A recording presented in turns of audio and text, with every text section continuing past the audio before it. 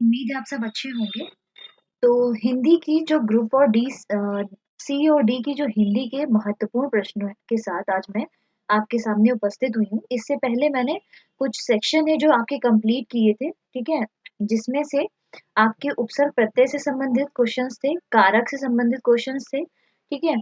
जो ये क्वेश्चंस थे ये मैंने इसलिए आपसे कंप्लीट किए हैं ताकि जो इस तरह का क्वेश्चन आ रहा है, जिस तरह से हमने ड्राइवर का पेपर देखा और इसके बाद जो स्टेनो का पेपर देखा, तो ये समझ में आ चुका है कि हिंदी जो है, हिंदी आपकी ये समझ लीजिए कि बहुत ही बेसिक जो है पूछ रहा है, बेसिक रूल पूछ रहा है, आपकी परिभाषाओं से रिलेटेड पूछ रहा है, ठीक है? दूसरी चीज़ ये भी है कि आपको अगर एक-एक चीज़ें मतलब पता है, आपको उसमें घबराने की ज़रूरत नहीं है। अगर मुहावरों के मतलब पता है, तो आप मिलान ईज़िली कर लोगे, है ना? तो इसलिए आपको नियम पता होने चाहिए, जिसमें से नियम से रिलेटेड हमने जो महत्वपूर्ण क्लासेस जो की हैं, संज्ञा से की है, सर्वनाम की जो क्लास की है, ठीक है? और उपसर्ग प्रत्यय अभी ये 3 से 4 क्लासेस जो हैं हिंदी की मैंने कंप्लीट की है। मैं आपसे यहाँ से रिक्वेस्ट करूँगी कि प्लीज़ इन क्लासेस को जाके विज़िट कर लीजिए और जितने रूल बताए गए हैं, उनको अच्छी तरीके से वहाँ पे देख लीजिए। क्योंकि जब मैंने ड्राइवर क्वेश्चंस और स्टेनो देखा था, तो उसमें यहाँ से लगभग 5 क्वेश्चंस जो हैं, सीधे-सीधे पूछे गए थे। तो मैं आप लोगों से रिक्वेस्ट करूँगी कि प्लीज़ ये क्लासेस ज़रूर जाके देख लीजिए, ठीक है? चलिए, शुरुआत करते हैं। आज हमारी ये दूसरी क्लास है। पहली क्लास जो है उसमें हमने जो मैंने आपको बताया कि ये सारी क्लासेस कंप्लीट हो चुकी हैं। आज मैं अलंकार, ठीक है, और मुहावरों से संबंधित इसमें जो है क्वेश्चंस डाले हैं। तो चलिए शुरू करते हैं पहले क्वेश्चन के साथ। तो यहाँ पर क्वेश्चन दिया हुआ है कि काली घटा का घमंड घटा, ठीक है? यहाँ पे दिया है काली घटा का घमंड घटा। तो जो घटा है इसको 2 बार प्रयुक्त किया गया है। तो 2 बार प्रयुक्त किया गया है, तो इसका मतलब क्या हो सकता है? इसका अर्थ ये है कि यहाँ पे कौन-सा अलंकार हो सकता है, ठीक है? पहले तो आपको ये जानने की ज़रूरत है कि अगर 2 बार इनका प्रयोग किया गया है एक ही जैसे शब्दों का, तो हर बार इनका अर्थ जो है वो भी अलग होना चाहिए, है ना? तो काली घटा, तो यहाँ से काली घटा का मतलब क्या हो गया? यहाँ पर काली घटा का मतलब हो गया काले बादल, है ना? यहाँ पे बात हो गई, यहाँ पे जो ये घटा है इसका अर्थ क्या हो गया? बादल। और घमंड घटा मतलब कम हुआ, है ना? यहाँ पे घटने का मतलब होता है कम होना। तो इसका मतलब है कि यहाँ पे वर्ड तो एक जैसे, शब्द तो एक जैसे इस्तेमाल किए, लेकिन इनका जो अर्थ है वो अलग-अलग जो है इनका, है ना? तो यहाँ पे अगर अलग-अलग अर्थ निकल कर आ रहा है किसी भी शब्द का, तो वहां पे क्या हो जाएगा? यमक अलंकार हो जाएगा, ठीक है? अब हम बताते हैं आपको क्यों। यमक अलंकार क्या कहता है? यमक अलंकार कहता है कि यदि एक शब्द, ठीक है, यदि एक शब्द की पुनरावृत्ति हो, मतलब एक शब्द को हर बार एक शब्द जो है उसका बार बार प्रयोग किया जाए, लेकिन उस प्रयोग किए गए शब्द का अर्थ जो है हर बार जो है अलग हो, ठीक है? हर बार जो है उसका अर्थ जो है अलग हो, तो वहां पर क्या होगा? वहां पर यमक अलंकार होगा। समझ में आ गया? ठीक है, तो ऑप्शन नंबर ए हमारा उत्तर हो जाएगा। क्वेश्चन है, संतो भाई संतो भाई आई ज्ञान की आंधी रे, ठीक है? तो यहाँ ज्ञान की क्या आंधी होती है? नहीं, ज्ञान की क्या होती है? धारा होती है, ठीक है? तो जो धारा शब्द है उसको यहाँ पर क्या किस तरह से हमें बताया गया है? आंधी रे की तरह, ठीक है, उसको संकेत किया गया है। मतलब धारा और आंधी रे को इस तरह से मिला दिया गया है कि फर्क जो है इसमें दोनों में दिखना बंद हो गया है कि आंधी रे की बात हो रही है, धारा की बात हो रही है, ठीक है? हम ये समझ रहे हैं कि आंधी रे मतलब क्या हो गया? धारा हो गया, ठीक है? तो यहाँ पे कौन सा अलंकार हो गया? यहाँ पे हो गया ऑप्शन नंबर सी, रूपक अलंकार, ठीक है? क्या हो गया? रूपक अलंकार आ गया।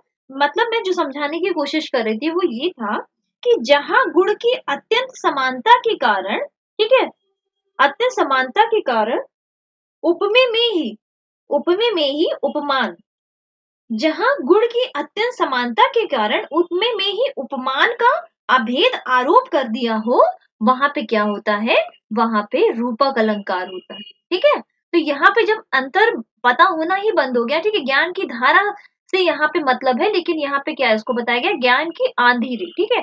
तो यहाँ पर इन दोनों शब्दों में समानता इतनी ज्यादा है, ठीक है? इसी समानता के कारण ही, ठीक है, इस क्या हो गया? यहाँ पे कौन सा अलंकार दिखाई दे रहा है हमें? रूपक अलंकार दिखाई दे रहा है, ठीक है? अगला क्वेश्चन है, खिली हुई हवा आई, फिरकी सी आई चल गई। अब उपमेय क्या कहता है, ठीक है। अब हमें उपमा अलंकार क्या कहता है, ठीक है। आंसर है ऑप्शन नंबर ए, ठीक है। उपमा अलंकार कहता है कि मतलब जब एक वस्तु की तुलना दूसरी वस्तु से की जाए तो वहां पे क्या होता है, वहां उपमा अलंकार हो। तो खिली हुई हवा, ठीक है, और वहां तुलना किससे की जा रही, फिरकी सी आई, है ना। तो फिरकी सी आई से इसकी तुलना की जा रही है, तो यहाँ पे क्या हो गया, उपमा अलंकार हो गया। इसके अलावा हम अगर आपको एक सरलतम उपाय बताएं, ठीक है, तो जहां पर जैसे कि सी हो, ठीक है, सा हो या से हो या फिर सरिस हो, ठीक है, या फिर समान हो, अगर आपको इस तरह के शब्द वहां दिखाई दे, ठीक है, तो यहाँ पर आप आंख बंद करके उपमा अलंकार लगाएंगे, ठीक है। तो ऑप्शन नंबर ए उत्तर हो जाएगा। पापी मनुष्य भी आज मुख से राम नाम निकालते हैं। तो मनुष्य मनुष्य कौन कैसा है, पापी है, ठीक है, और कर क्या रहा है, राम का नाम ले रहा है, ठीक है। तो यहाँ पे क्या दिखाई दे रहा है आपको, यहाँ इन दोनों शब्दों से, इन दोनों जो वाक्य हैं, ठीक है, इनसे आपको क्या पता चला, इन दोनों वाक्यों से ये नहीं पता चल रहा है कि यहाँ विरोधाभास जैसा दिख रहा है ना। पापी मनुष्य है और नाम किसका ले रहा है, राम नाम का, नहीं है, बिल्कुल अपने स्वभाव से एकदम विपरीत कार्य करता हुआ, है ना। तो विपरीत कार्य यहाँ पे फिर कौन सा अलंकार हो जाएगा, उपमा अलंकार हो जाएगा, यानी कि ऑप्शन नंबर ए जो है हमारा उत्तर हो जाएगा। क्वेश्चन है, पत्थर को जोक नहीं लगती, मतलब इस कहावत में जो है हमें क्या बताया गया, इस कहावत में हमको ये बताना है, ठीक है, कि ये जो लिखी हुई है इसका इन चारों में से कौन सा ऑप्शन होगा। तो पूछा है कि पत्थर को जोक नहीं लगती, ठीक है। तो यहाँ पे चार ऑप्शन दिए, सबल का शोषण नहीं होता, मजबूत चीज आसानी से खराब नहीं होती, दो ध्रुवों में प्राय टकराव नहीं होता, या हड्डी पर कोई प्रभाव नहीं पड़ता। तो भाई उत्तर हो जाएगा हड्डी पर कोई प्रभाव नहीं पड़ता, यानी कि ऑप्शन नंबर डी जो है ये हमारा उत्तर हो जाएगा। कैसे हो जाएगा, देखिए, पत्थर को जोग नहीं लगती, मतलब कि पत्थर मतलब एक हो गया कि मतलब एक ना हठी एकदम जिद्दी इंसान है, आप उससे चाहे अपनी कितनी भी बात मनवा लो, आप उनको चाहे जिस तरह से भी समझा लो, उस पर कोई फर्क पड़ना ही नहीं है ना। तो ये कहावत यहाँ पर उसके लिए एकदम सही सूट बैठती है कि पत्थर को जोक नहीं लगती, ठीक है। अगला क्वेश्चन, अगले में फिर से हम आ जाते थे कहावत पे, ठीक है। कहावत है कि एक आंख ना भाना, होता नहीं है, कभी हम लोग कहते नहीं है कि भाई ये इंसान तो मुझे फूटी आंख भी नहीं भाता ना, फूटी आंख मतलब कि बिल्कुल भी अच्छा नहीं लगता, है ना। तो यहाँ पे ऑप्शन नंबर डी जो है ये उत्तर हो जाएगा। उंगली उठाना, उंगली उठाने का सेंस यहाँ क्या आता है कि कोई मुझ पर उंगली ना उठाए, ठीक है, मतलब कि कोई मुझ पर दोष ना लगाए, है ना, ये होता है ना। या फिर उसने उसने किसी और पर उंगली उठाने की कोशिश की, यानी कि उस पर दोष लगाते हुए उस पर क्या किया, दोष लगाते हुए संकेत किया, है ना। तो ऑप्शन नंबर सी जो है ये हमारा उत्तर हो जाएगा। उम्मीद है आपको समझ में आ रहा होगा, ठीक है। हिंदी जो क्या है, हिंदी एक मतलब बहुत ही अच्छा सब्जेक्ट है, अगर आप इसको समझ करके चलो, ठीक है। अगर आप इसको दैनिक अपनी जो चर्या है, दैनिक चर्या, उसमें अगर आप अपने इसको आत्मसात कर लो ना, तो हिंदी बहुत इजी हो जाती, ठीक है। पानी पीकर जात पूछना, भाई पानी पी लिया उसके बाद जात पूछने का क्या मतलब आ जाएगा, मतलब ये आ जाएगा कि पहले हमने अपना काम निकाल लिया, फिर हम पूछ रहे हैं भाई तुम कौन हो, है ना, तुम किस जाति के हो। तो यहाँ पर ये क्या हो गया कि काम निकालने के बाद सोचना कि भाई अब हमें जानना होगा कि मतलब भाई ये है कौन, है ना, एकदम अपरिचित अपरिचित जैसा व्यवहार करना, मतलब एक तरह से ये भी कह सकते हैं कि खराब व्यवहार करना। यहाँ पे आएगा अंडे का शहजादा, अंडे का शहजादा का मतलब क्या हो गया कि अभी अभी निकले हो शहजादे ना, मतलब जैसे कि अनुभवहीन, कुछ पता भी नहीं है, ठीक है, ऐसे व्यक्ति को क्या कहा जाता है, अंडे का शहजादा कहा जाता है, अनुभवहीन व्यक्ति को, है ना। अगला क्वेश्चन है कि नीचे दिए गए में हमें क्या बताना है, त्रुटि बताना है, मतलब कि इन चारों में से कौन से किसमें गलत है, ठीक है, और हमें ये बताना है कि अगर तीनों सही है तो ऑप्शन नंबर डी लग जाएगा भाई, ठीक। तो चलिए जानते हैं किसमें त्रुटि होगी। तो यहाँ बोला है कि रामचरितमानस भक्ति काल की सबसे श्रेष्ठतम रचना मानी जाती, तो सबसे और श्रेष्ठतम, ठीक है, ये दोनों ही शब्द, अगर इन दोनों में से किसी भी एक शब्द को हम यूज करें तो वो इस वाक्य की महत्वता को उतना ही मतलब महत्व देंगे, ठीक है, जितना कि ये, चाहे हम सबसे लिख लें, ठीक है, चाहे हम श्रेष्ठतम लिख लें, ठीक है ना। अगर हम सबसे लिख रहे हैं तो सबसे में श्रेष्ठ होगा, सबसे श्रेष्ठ रचना मानी जाती है। अगर हम श्रेष्ठतम लिख रहे हैं तो हमारी सबसे की जरूरत नहीं है ना? तो यहाँ पे उत्तर हो जाएगा ऑप्शन नंबर बी जो है, ये हमारा क्या हो जाएगा, ये हमारा उत्तर हो जाएगा। समझ में आ रहा है आपको? चलिए, ठंड के दिनों में प्रातः काल के समय सर्दी काफी बढ़ जाती है। भाई प्रातः काल की अगर बात हो रही है तो इसका मतलब हम किसकी बात कर रहे हैं, सुबह की बात कर रहे हैं, है ना? कि ठंड के दिनों में सुबह के समय, सुबह जो होती है उसमें सर्दी काफी बढ़ जाती है, ठीक है?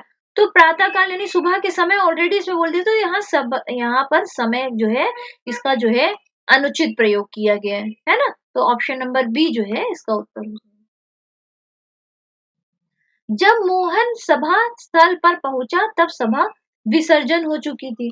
भाई विसर्जन नहीं होता है, ठीक है? विसर्जन जो है ये एक तरह की क्रिया होती है, जैसे कि मूर्ति विसर्जन, मूर्ति का विसर्जन होता है, वो एक क्रिया हो गई। और मूर्ति विसर्जित की जा रही है, ये हम कार्य कर रहे हैं ना, यानी कि ये विशेषण हो गया। हम क्या कर रहे हैं, हम मतलब विसर्जित कर रहे हैं, है ना? तो विसर्जित होगा, तो ये विशेषण की तरह अगर इसको हम प्रयोग करें तो इसका उपयोग यहाँ पे होगा विसर्जित, है ना? तो सभा क्या है, विसर्जित हो चुकी थी। तो ऑप्शन नंबर सी जो है ये हमारा उत्तर हो जाएगा। महामहिम राष्ट्रपति हमारे संस्थान में स्वर्ण जयंती समारोह का उद्घाटन करेगा। भाई जब बात हो रही है राष्ट्रपति, ठीक है, तो राष्ट्रपति क्या है, एक अपने आप में एक रेपुटेटेड पर्सन होते हैं ना, बहुत ही सम्माननीय है, जो भारत के पहले नागरिक हैं, हमारे भारत के पहले नागरिक के रूप में इनको का माना जाता है, ठीक है? और ये सबसे सम्माननीय और सबसे सर्वोच्च पद होता है। तो इनके लिए हम क्या करेगा इस तरह से शब्दों का यूज कर सकते हैं? नहीं, ठीक है? तो यहाँ पर करेगा ना होके क्या होगा, करेंगे होगा, है ना? तो ऑप्शन नंबर सी जो है ये हमारा उत्तर हो जाएगा। अपने परिवार एवं प्रियजनों के विषय में स्वास्थ्य संबंधी कुशल समाचार शीघ्र भेजने की अनुकंपन नहीं होगा, ठीक है? अनुकंपन नहीं होगा, यहाँ पे क्या होगा, अनुकंपा करें, अनुकंपा करें, है ना? ऑप्शन नंबर सी जो है ये हमारा उत्तर हो जाएगा। अगला क्वेश्चन है, भारतवर्ष के पर्वतीय क्षेत्र की सुंदरता सारे विश्व में सबसे सर्वोत्तम है। देखिए मैंने आपको पहले भी त्रुटि के जो पहले सेंटेंस में ही आपको बताया था कि सबसे, या तो सबसे का यूज होगा सबसे सर्वोच्च है, ठीक है, या फिर हो जाएगा सर्वोत्तम है ना, तो सबसे जो है इसका अनुचित प्रयोग होगा, उत्तर हो जाएगा ऑप्शन नंबर सी। उपवाक्य पहचानिए, तो उपवाक्य हमें बताना कि वह आदमी जो कल आया था आज भी आया है, ठीक है, आज भी आया है, ठीक है, आज कौन आया, आज भी आया, तो भी आया, तो यहाँ तो क्वेश्चन उठ गया कि आज भी आया, इसका मतलब क्या हुआ कि मतलब वो जो कल भी आया था ना, आज भी आया है, मतलब क्या है कि मतलब इससे पहले भी कुछ हो चुका है ना, दिमाग में क्वेश्चन आएगा। तो जो कल भी आया था, तो जो कल भी आया था मतलब जो जो ये है जो कल भी आया था, ये क्या है, ये दूसरे जो है वर्ड पे क्या होगा, आश्रित, तो दूसरे वाक्य पे आश्रित है। और जहां पे यह आश्रित वाक्य होता है और अगर हमसे पूछ रहा है उपवाक्य, है ना, तो जहां हमसे पूछ रहा है उपवाक्य और जहां पे इस तरह से आश्रित वाक्य आपको मिलेगा, तो वहां पे आप क्या बताओगे, विशेषण उपवाक्य हो जाएगा। विशेषण उपवाक्य क्योंकि हमारे जो वाक्य है उसमें उठ रहा है क्वेश्चन, वह भी आया था, ठीक है, तो यहाँ क्वेश्चन ही उठता, जैसे कि घोड़ा कैसा है, घोड़ा, घोड़ा काला है ना, तो काला क्या हो गया, घोड़े की विशेषता हो गई ना, उसी तरह से ये है, इस वाक्य को भी समझने की कोशिश की, आज भी आया है ना, तो आज भी आया है, तो यहाँ से क्वेश्चन क्या उठ रहा है, यहाँ से क्वेश्चन उठ रहा है कि जो कल भी आया था, है ना, तो यहाँ क्या हो गया, विशेषण हो गया, तो ऑप्शन नंबर जो ऑप्शन नंबर बी जो है ये हमारा उत्तर हो जाएगा। कहावत शब्द में प्रत्यय की बात हो तो प्रत्यय का मतलब क्या होता है, जो शब्द के अंत में लगे, जो शब्द के अंत में हो लगते हैं उनको क्या कहते हैं, प्रत्यय कहते हैं।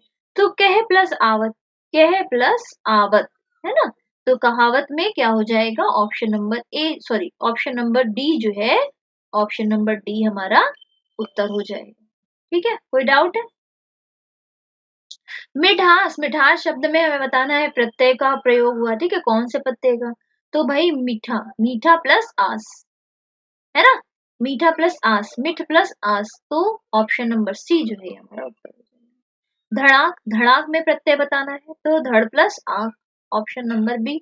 धड़ाक हो जाएगा। ठीक, अब हमें बताना है कि किसमें प्रत्यय नहीं है। भाई इस टाइम पे हाईकोर्ट जो है इसी तरह से क्वेश्चन डाल रहा है ना।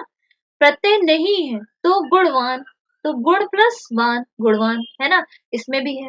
दूज प्लस आ दूजा, इक प्लस हरा इकहरा, है ना, इसमें भी है। दुबला, दुबला अपने आप में एक पूरा शब्द होता है। दुबला अपने आप, दुर्बल व्यक्ति की बात हो रही है, दुबले की व्यक्ति की बात हो रही है, इसका मतलब कि हम पतले व्यक्ति की बात कर रहे हैं ना, जो शरीर से कमजोर है ना, तो दुबला। तो ये क्या हो गया, ऑप्शन नंबर डी जो है ये उत्तर हो गया। उस कृपण व्यक्ति के चर्चे दूर दराज तक होने लगे। तो कृपण का मतलब तो पहले जानने की जरूरत है। कृपण का मतलब होता है कंजूस।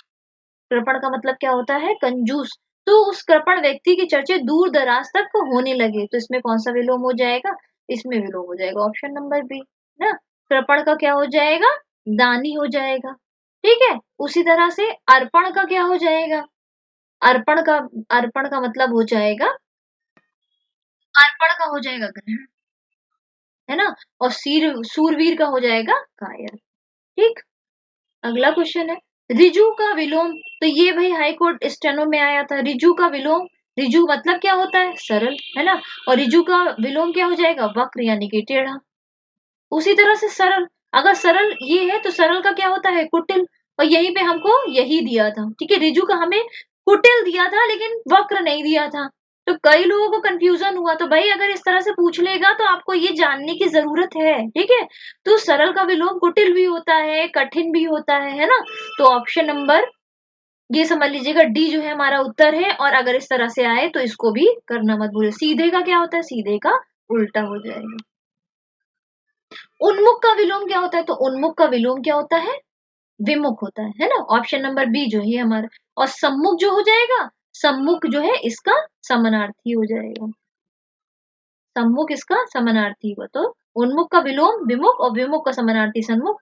प्रमुख का विलोम क्या हो जाएगा, प्रमुख का विलोम गौड़ हो जाएगा। ठीक है, अगला है उद्धत का सही विपरार्थक शब्द। तो उद्धत का विनीत हो जाता है। ठीक है, उद्धत का विलोम क्या हो जाता है, विनीत हो जाता है, क्योंकि उद्धत मतलब क्या होता है, उग्र, है ना, इसका मतलब क्या होता है, उग्र होता है। ठीक है, तो ऑप्शन नंबर ए उत्तर हो जाएगा।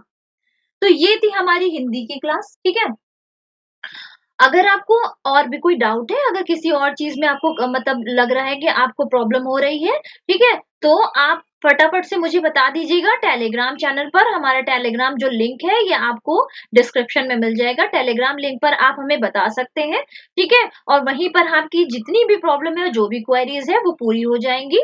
ठीक है, तो चलिए मिलते हैं हम अगली क्लास में आपके। ठीक है।